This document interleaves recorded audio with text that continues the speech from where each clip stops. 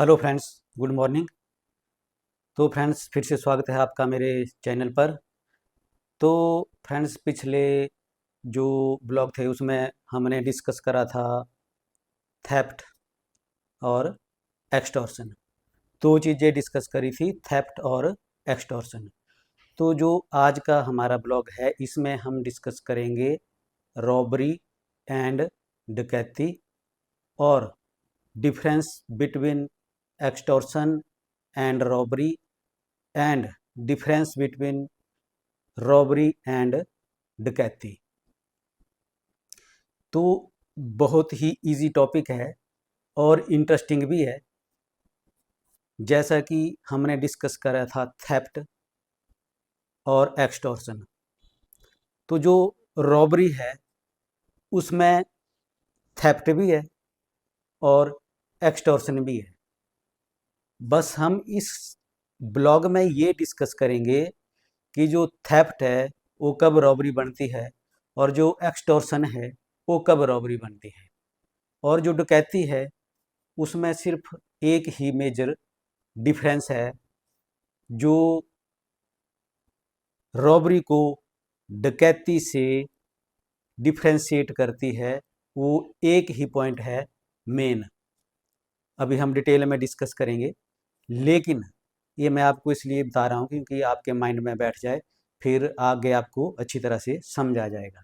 तो जो main difference है वो है कि रॉबरी एक पर्सन भी कर सकता है, दो भी कर सकते हैं, तीन भी कर सकते हैं, चार भी कर सकते हैं, पांच भी कर सकते हैं, छः भी कर सकते हैं। लेकिन जब पांच और पांच से अधिक जो पर्सन हैं वो रॉबरी करते हैं तो वो रॉबरी नहीं रहती, फिर वो डकैती बन जाती है। तो ये था मेजर डिफरेंस इनमें सब में जो मैंने बता दिया। और जो थेफ्ट और एक्सटॉर्शन में डिफरेंस है वो भी मैंने आपको मैंने बता दिया था कि थेफ्ट में जो है वो प्रॉपर्टी ओफेंडर या थीप जो है वो खुद उठाता है, लेकिन एक्सटॉर्शन में जो है वो प्रॉपर्टी उसको डिलीवर की जाती है। जो मेन डिफरेंस है वो ये था। अब हम डिस्कस करेंगे आज रॉबरी। पहले सबसे पहले वो है सेक्शन 309 भारतीय न्याय संहिता का। और पहले था ये सेक्शन, आपको पता ही होगा, आईपीसी में सेक्शन 390 इंडियन पैनल कोड का, यानी सेक्शन 390 था ये पहले। अब भारतीय न्याय संहिता में ये बन गया है 309। तो फर्क कोई ज़्यादा नहीं है, यहाँ 309 है, वहाँ 390 था। तो इस तरह से भी अगर आप याद रखेंगे तो आपको याद रह जाएगा कि रॉबरी जो है वो किस सेक्शन के अंडर है। तो रॉबरी है अब 309, पहले थी 390। तो आइए देखते क्या कहती है रॉबरी। तो जैसे कि मैंने आपको बता दिया कि रॉबरी में थेफ्ट भी होती है, एक्सटॉर्शन भी होती है। तो जो स्टार्टिंग जो लैंग्वेज है सेक्शन की वो स्वयं कहती है, in all robbery there is either theft और एक्सटॉर्शन। कि रॉबरी के सभी केसों में थेफ्ट भी हो सकती है और एक्सटॉर्शन भी हो सकती है। तो क्या है, क्लॉज 2 कहती है, हम इसको डिटेल में डिस्कस करेंगे, आप ध्यान से सुनते रहिएगा। लैंग्वेज बिल्कुल पढ़ेंगे सेक्शन की, जनरली मैंने आपको बता दिया। अब हम बिल्कुल रीडिंग देंगे इसको, और फिर भी कन्फ्यूजन होगी तो हम जो इसमें इलस्ट्रेशन है, एग्जाम्पल हैं, वो भी डिस्कस करेंगे, उससे हर एक चीज़ क्लियर हो जाती है। तो जैसा कि मैंने आपको बताया कि थेफ्ट जो है वो रॉबरी का रूप धारण भी कर लेती है बाद में। तो थेफ्ट क्या है वो डिस्कस कर लिया था। अब ये क्या कहता है clause 2, theft is robbery if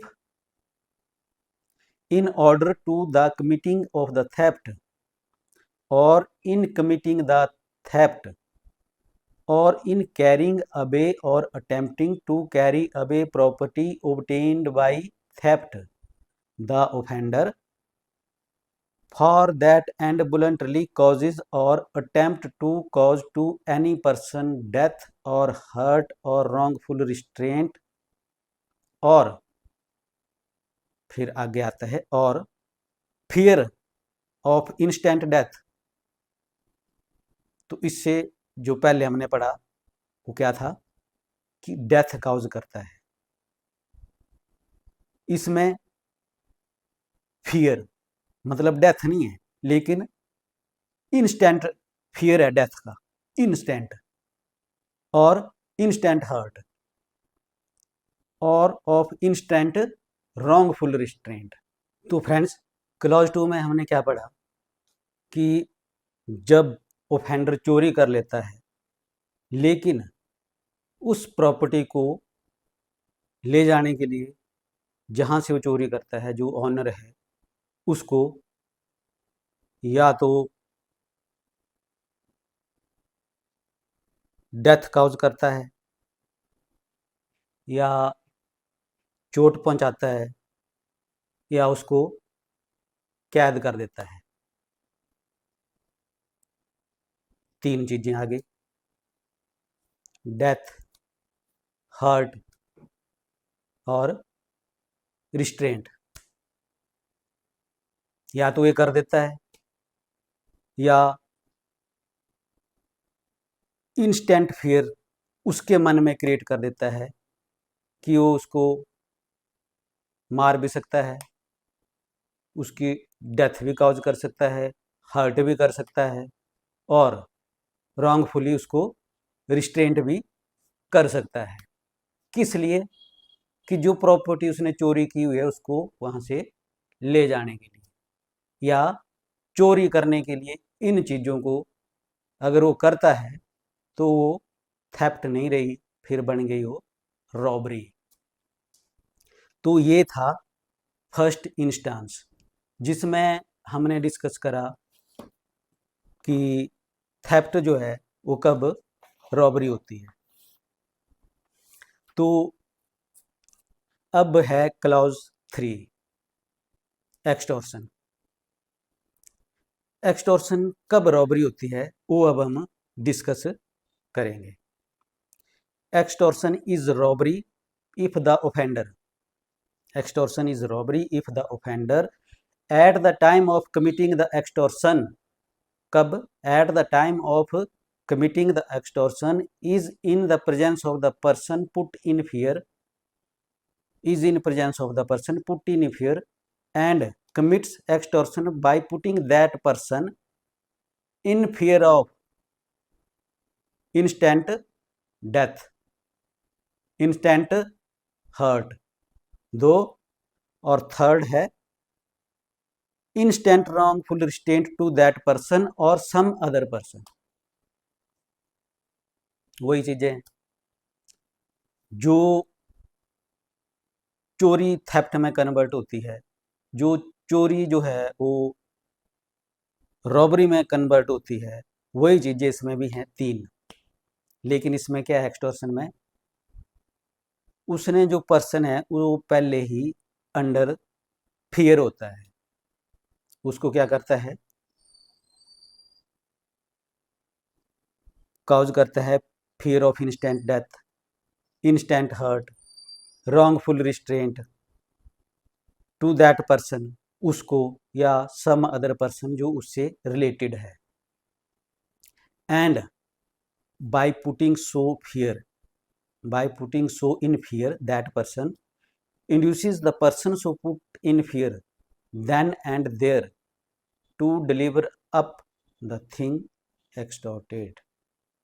यानी जो थिंग, जो वस्तु उसने चोरी की है उसको देने के लिए मजबूर करता है, इतना डराता है, cause instant death, instant hurt और instant wrongful restraint to that person or any other person who is related with that person।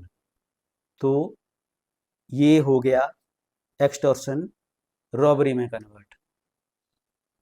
Robbery में तो डराता है, फिर इसमें क्या है इंस्टेंट एम्प्रीहेंशन हो जाता है, उसे अप्रीहेंशन। कि ये मेरी डेथ कर सकता है, मुझे मार सकता है, या मुझे चोट पहुंचा सकता है, या मुझे कैद कर सकता है, या जो उससे पर्सन रिलेटेड है, जैसे उसका हस्बैंड है या वाइफ है या चिल्ड्रन है, उनको इस तरह से रिस्ट्रेंट कर सकता है, कुछ कर सकता है, तो वो रॉबरी हो जाता है। अब एक्सप्लेनेशन क्या कहती है? The offender is said to be present if he is sufficiently near to put the person in fear of instant death, of instant hurt और इंस्टेंट रॉन्गफुल रिस्ट्रेंट। जो पर्सन है, ऑफेंडर है, उसको एट द स्पॉट प्रेजेंट माना जाएगा अगर वो इतने नज़दीक है कि किसी के मन में भी वो इंस्टेंट डेथ का फियर क्रिएट कर सकता है, इंस्टेंट हर्ट का फियर क्रिएट कर सकता है, और इंस्टेंट रॉन्गफुल रिस्ट्रेंट का जो फियर है वो क्रिएट कर सकता है, तो उसको एट द स्पॉट प्रेजेंट ही माना जाएगा। तो इसमें एग्जाम्पल भी है, ये थोड़े से हम डिस्कस कर लेते हैं। वैसे तो 4 एग्जाम्पल हैं, खुद पढ़ लेंगे समझ आ जाएगा। लेकिन फर्स्ट क्या है? A holds Z down, A holds Z down and fraudulently takes Jed's money and jewels from Jed's cloth without Jed's consent। तो यहाँ क्या है? ए ने जेड को नीचे कर दिया और उसकी फ्रॉडुलेंटली उसकी जेब से ज्वेलरी जो थी और पैसे थे वो निकाल लिए उसकी कंसेंट के बगैर। Here A has committed theft, यहाँ ए ने थेफ्ट कर ली जेड की प्रॉपर्टी के अगेंस्ट। लेकिन further, in order to committing of that theft, A has voluntarily caused wrongful restraint to Z. अब जो उसने जेड से प्रॉपर्टी, पैसे और ज्वेलरी उसकी ले ली, उसको वहाँ से ले जाने के लिए वो जेड को रिस्ट्रेंट कर देता है, कैद कर देता है, तो वो क्या हो गया? रॉबरी। तो यहाँ जो थेफ्ट है वो रॉबरी कमिट हो गई। अब जो फर्दर है एग्जाम्पल, ये हो गया चोरी से रिलेटेड। अब जो एक्सटॉर्शन है उससे रिलेटेड क्या है? A meet Z on the high road. A जो है जेड से मिलता है कहाँ? नेशनल हाईवे पे। सोज पिस्टल, उसको पिस्टल दिखाता है एंड डिमांड जेड पर्स, और जेड के पर्स की डिमांड करता है। जेड इन कॉन्सिक्वेंसी सरेंडर हिज पर्स, जेड जो है पिस्टॉल के डर से उसको अपना पर्स दे देता है। तो यहाँ क्या हो गया? जो एक्सटॉर्शन है वो ऑफेंस कमिट हो गया। जैसे ही उसने उसको पर्स दिया, डर के मारे वो एक्सटॉर्शन कमिट हो गया। लेकिन here A has extorted the purse from Z by putting him in fear of instant hurt or and being at the time of committing the extortion in his presence। अगर उसको पिस्तौल दिखाता है, extortion होगा। अगर पिस्तौल उसके सिर पर तान देता है तो क्या हो गया? रॉबरी। ये डिफरेंस है एक्सटॉर्शन और रॉबरी में। तो इसके बाद whoever commits robbery shall be punished with rigorous imprisonment for a term which may extend to 10 years and shall also be liable to fine। तो 10 साल की सज़ा है और साथ में जुर्माना भी है। लेकिन ये पनिशमेंट भी 2 तरह की है।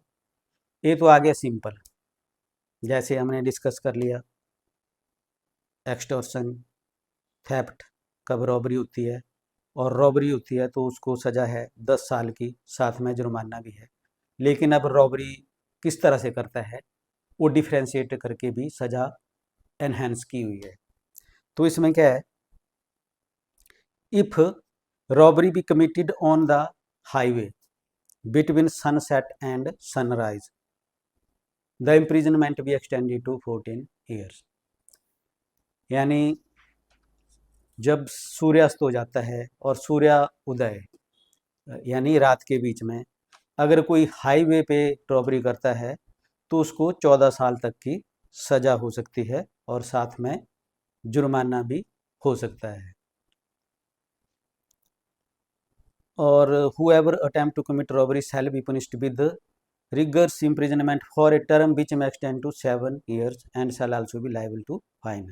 यानी अटेम्प्ट भी अगर करते हैं रॉबरी के लिए तो that is also punishable with 7 year imprisonment and with fine. If and clause 6 कहती है, if any person in committing or in attempting to commit robbery voluntarily causes hurt such person and any person jointly concerned in committing or attempting to commit such robbery shall be punished with imprisonment for life or with rigorous imprisonment for a term which may extend to 10 years and shall also be liable to fine। तो इसमें क्या है कि जब robbery करते समय अगर किसी को हर्ट चोट भी पहुंच जाती है तो वो चाहे कैसे भी है, लेकिन रॉबरी कमिट करते के लिए अगर किसी को हर्ट कॉज होता है तो उसमें लाइफ इम्प्रिजनमेंट की सज़ा है और कम से कम 10 साल तक की सज़ा और साथ में जुर्माना भी है। तो फ्रेंड्स अभी बारी आती है इसकी जो ऑफेंस है वो कॉग्निजेबल है और नॉन अवेलेबल है। कॉग्निजेबल, नॉन अवेलेबल और नॉट कंपाउंडेबल, इसको कंपाउंड भी नहीं कर सकते ना without the permission of government. यानी अगर कंपाउंड करना चाहते हैं तो आपको विड्रॉल की एप्लीकेशन में जाना पड़ेगा जो CRPC 321 था सेक्शन पहले, तो उसमें जाना पड़ेगा। और ये लेकिन ये जो ट्राइबल बाई है ये ट्राइबल बाई है मैजिस्ट्रेट ऑफ फर्स्ट क्लास। तो ये था सेक्शन 309 रॉबरी और 390 इंडियन पैनल कोड का, ये हमने डिस्कस कर लिया। फ्रेंड्स तो हमने डिस्कस कर लिया थेफ्ट, एक्सटॉर्शन एंड रॉबरी, ये 3 चीज़ें हमने डिस्कस कर ली। थेफ्ट पे अलग ब्लॉग है, एक्सटॉर्शन पे अलग है और रॉबरी और डकैती का एक ही ब्लॉग है। एक ही ब्लॉग में ये मैंने डिस्कस कर ली और कर रहा हूँ। तो अब आती है डकैती, क्योंकि रॉबरी हमने डिस्कस कर ली तो जो रॉबरी समझ आ गई तो डकैती कोई टफ नहीं है, बिल्कुल इजी है, थोड़ा सा ही फ़र्क है। ये बिल्कुल सेक्शन की लैंग्वेज से ही आपको क्लियर हो जाएगा, क्योंकि जैसा मैंने आपको अभी अभी बताया कि रॉबरी जो है वो डकैती हो जाती है जब उसको 5 और 5 से अधिक पर्सन कमिट करते हैं। तो आइए देखते हैं क्या कहती है सेक्शन की language. When 5 or more person conjointly commits or attempt to commit a robbery or where the whole number of persons conjointly committing or attempting to commit a robbery and person present and aiding such commission or attempt amount to 5 or more, every person so committing, attempting or aiding is said to commit डकैती। तो क्या है, 5 और more person required है इसमें डकैती में, चाहे सबका एक्टिव पार्टिसिपेशन है या नहीं है, कुछ उनको हेल्प कर रहे हैं, एड कर रहे हैं, सहायता कर रहे हैं उनकी, तो that is also an offender of dacoity under this section if they are helping dacoit. तो वो उसी में काउंट होंगे और वो 5% हो गए तो वो रॉबरी से डकैती काउंट होगी। तो इसमें जो डिफरेंस है यही है सिर्फ इतना सा ही डिफरेंस है कि जब रॉबरी करने वाले 5 हो गए तो वो डकैती हो गई। तो इसमें पनिशमेंट भी है और इसमें जो ऑफेंस है वो कॉग्निजेबल है, वो मैं बाद में बताऊंगा, लेकिन पहले पनिशमेंट बता देते हैं कितनी है। Whoever commits डकैती shall be punished with imprisonment for life or with rigorous imprisonment for a term which may extend to 10 years and also liable to fine। तो डकैती का ऑफेंस प्रूव होता है तो लाइफ इम्प्रिजनमेंट की सजा उसमें है। क्लाउज 3 कहती है कि इफ एनी वन ऑफ 5 और मोर persons who are conjointly committing डकैती commits murder in so committing डकैती, every one of those persons shall be punished with death or imprisonment for life or rigorous imprisonment for a term which shall not be less than 10 years and shall also be liable to fine। तो अगर डकैती करते वक्त किसी का murder हो जाता है तो उसमें जो ऑफेंस है उसके लिए कैपिटल पुनिशमेंट है, यानी पुनिशमेंट ऑफ डेथ। तो उसमें मौत की सज़ा भी हो सकती है और जो कम से कम सज़ा है वो 10 साल की है। 10 साल से कम सज़ा इसमें हो नहीं सकती अगर ऑफेंस प्रूव हो गया तो इसके बाद है clause 4, whoever makes any preparation for committing डकैती shall be punished with rigorous imprisonment for a term which may extend to 10 years and shall also be liable to fine। तो गाइज इसमें जो है ना प्रिपरेशन जो है वो रेयरेस्ट ऑफ रेयर ऑफेंसेस में ही पुनिशेबल है। तो ये मैं आपको बता देता हूँ 3 तरह के ऑफेंस हैं जिनमें प्रिपरेशन जो है वो पुनिशेबल है। फर्स्ट तो आपने अभी देख लिया यहाँ पर डकैती। अगर डकैती की तैयारी कोई कर रहा है, प्रिपरेशन कर रहा है डकैती कमिट करने के लिए, तो वो preparation itself is also punishable under the Bharatiya Nyaya Samhita and पहले थी इंडियन पैनल कोड में। एक आ गया डकैती, दूसरा आ गया सेक्शन 122 इंडियन पैनल कोड का preparation to wage war against the government of India, यानी जो भारत सरकार है उसके अगेंस्ट विरुद्ध वॉर करने के लिए अगर कोई तैयारी करता है तो that preparation is also punishable under the code. और जो थर्ड है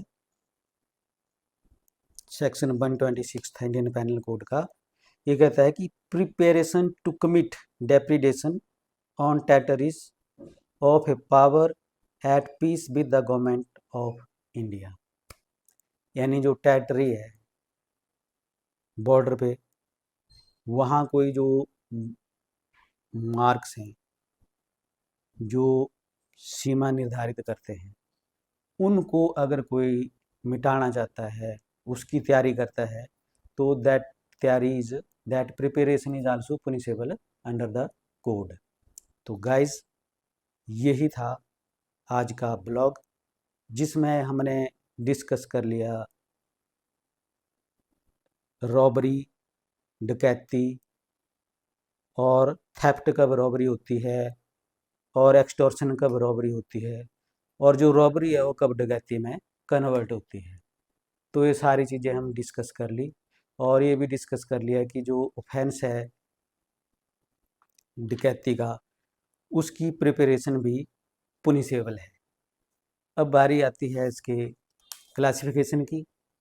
तो ये तो सिंपल सी बात है कि ये कॉग्निजेबल है, नॉन बेलेबल है और नॉट कंपाउंडेबल है, यानी it can be withdrawn if the government permits only then. और जो बट ये जो ऑफेंस है ट्राइबल है वाई सेशन कोर्ट।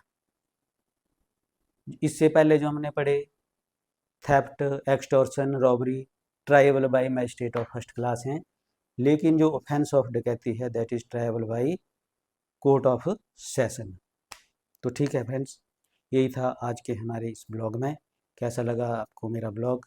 अच्छा लगा तो लाइक शेयर, और चैनल पर नए हैं तो सब्सक्राइब करना भी ना भूलें।